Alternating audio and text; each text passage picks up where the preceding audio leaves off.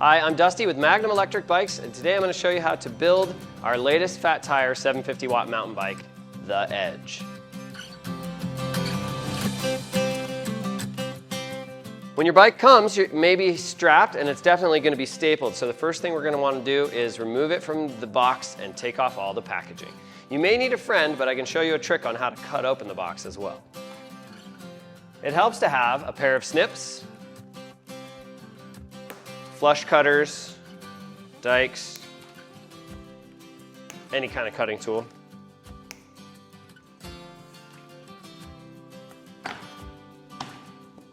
The box has some pretty aggressive staples, so be careful of those. I've gotten nabbed by those a few times. The bike is actually protected by foam on each end, so the way I like to open up the box is actually by cutting the edges.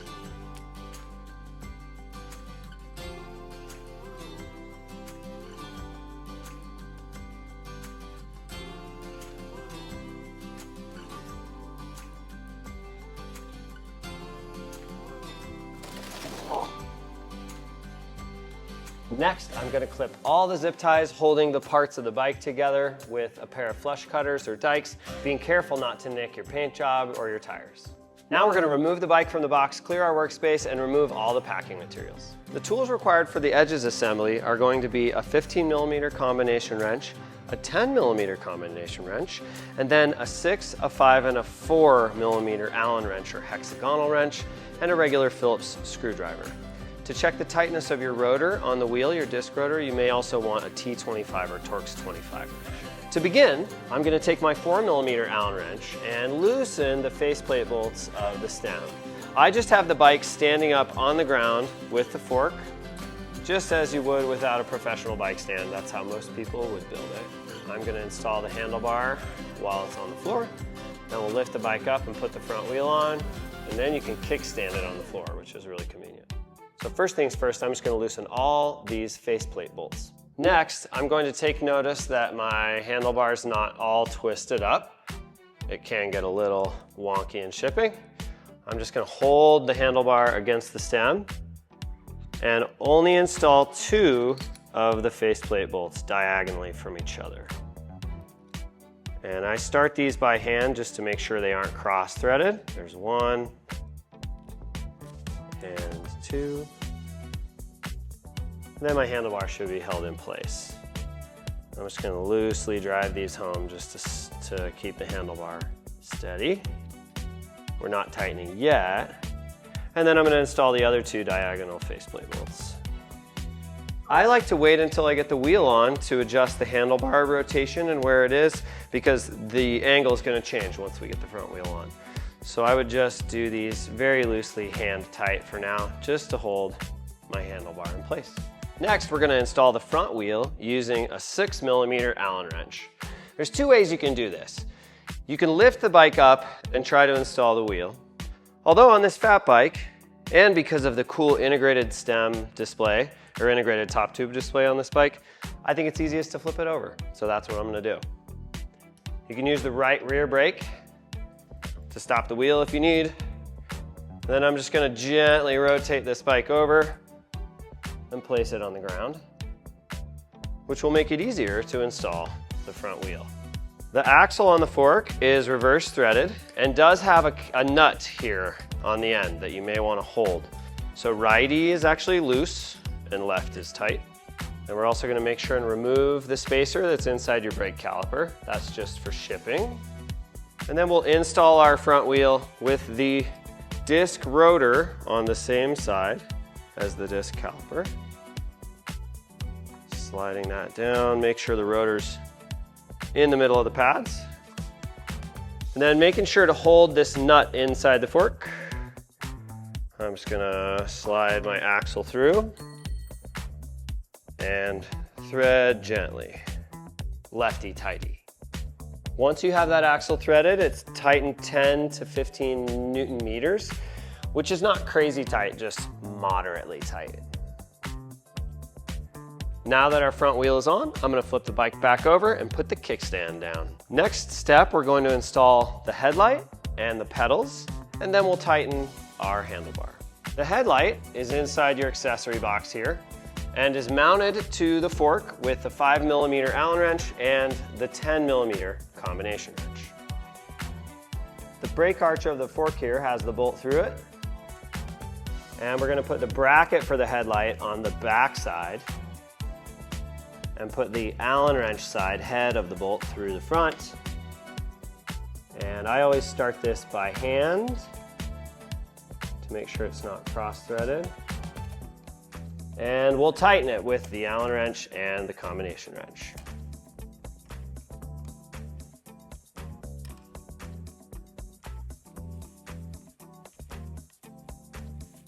Once that headlight is tight and doesn't move, you can plug in your headlight connection, which is keyed. It has a ridge that fits only one way inside the connector. And headlight's plugged in. Next, we're going to install our pedals using the 15mm combination wrench.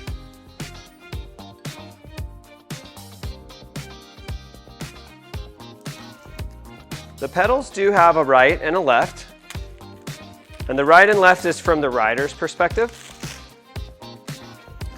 So if you're riding the bike, the right's going to go on the right, the left's going to go on the left. And at this point, you would want to grease the threads of the pedals a little bit, and if you don't have bike-specific grease, you can use petroleum jelly even if you want. Any kind of light lubricant is a good idea. I'm going to start threading the pedal by hand. Righty-tighty from your perspective, and the other side is opposite threads. It's important to start them by hand, and I'll even tighten them almost all the way by hand so that we don't cross-thread our crank, and then give it a good tightening with the 15mm wrench. You want your pedals nice and tight. At this point, I'm going to install the AirTag compatible bell. This bell, you can put an AirTag from Apple or like an Android M tag underneath the bell housing so that if a thief takes your bike, you'll be able to track it. The bell screws off and you can throw an M tag or AirTag right in there. And then this just mounts to the handlebar with a Phillips screwdriver. The throttle on the Edge is mounted on the right. So I think since my thumb will be busy hitting the gas, I'm going to put this bell on the left. Nice. And I'm taking note of this little crosshairs here and making sure that it is at least in the middle of the stem from left to right. That was a little off. Once you find where you like that, get your 4mm Allen wrench, and we're going to tighten each bolt a moderate amount, and then go diagonally to the adjacent bolt.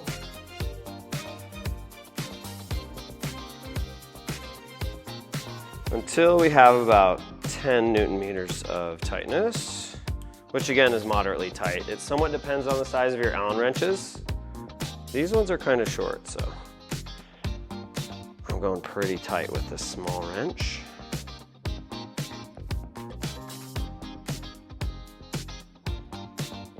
At this step, you may want to assess also whether or not your throttle is tight. You don't want your throttle loose like that when you go to press on it.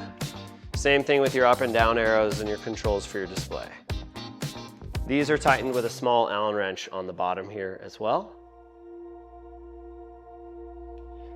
And at this step, I may also plug in my throttle, which is the yellow connector. It is also keyed, so it has a groove that fits into the female end, and it only goes in one way. Never force your electrical connections. You don't want to bend a pin, because then you'll have to get a new component. At this stage, it's a good idea to power on your bike and make sure it works. The power button for the bike is located along the lower edge of the up and down arrow controls here on the left. You press and hold that lower edge power button to power on the display. Next, I'll show you how to remove your battery and how to charge it. That's going to be on the other side of the bike. You can see the charging port for the battery here. You can charge the battery on or off the bike. But when riding the bike, make sure that this charging port is put back in place to keep water and debris out of the battery's charging connection. To remove your battery, you'd insert the keys here and turn counterclockwise. And you'll see when you do that the battery pops out just a little bit. Then there's a spring-loaded lever to release it the rest of the way. And you can pull the battery out, see the level of charge, and it has a nice little carrying handle as well. You'll definitely want to store the battery inside the house when it's hot or really cold. And it's also a lot easier to put it on a bike rack without the 8 or 9 pound battery. To reinstall the battery, we're just going to put it in bottom first. So the pins are engaging first with the bike, and then pop it into place and remove your key. Your Edge comes with a 48 volt charger, which actually charges the battery to about 54 volts. Plugs into any regular house outlet. And when you plug it into the wall, this light will turn green. And when it's charging a battery, it will turn red. Once it's charged your battery and the light turns green, your battery is full and ready to go. The reflector that comes with the bike will fit quite nicely on the seat post so that you can be visible from the rear, and tightens the rest of the way with a screwdriver. There is a rear rack and rear light system that's available for the Edge that plugs straight into the battery. The rear rack would mount to these 4 bolts here, and the rear light would mount to the rear of the rack. There's also a fender set that's available for the Edge. The rear fender would mount here and here, with stays that also mount down here. And the front fender would mount to the back of the fork here alongside your light, with stays that mount to this lower bolt.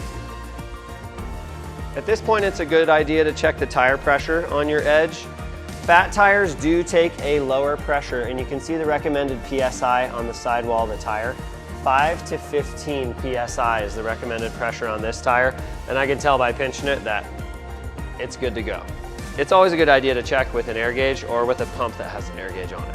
If you have any questions in assembly, or if anything's missing from your accessories or parts, you can always give our customer support a call at 323-375-2666. They're based in Salt Lake City, Utah, so they are on Mountain Time, but they answer the phone with a real human, which is kind of rare these days.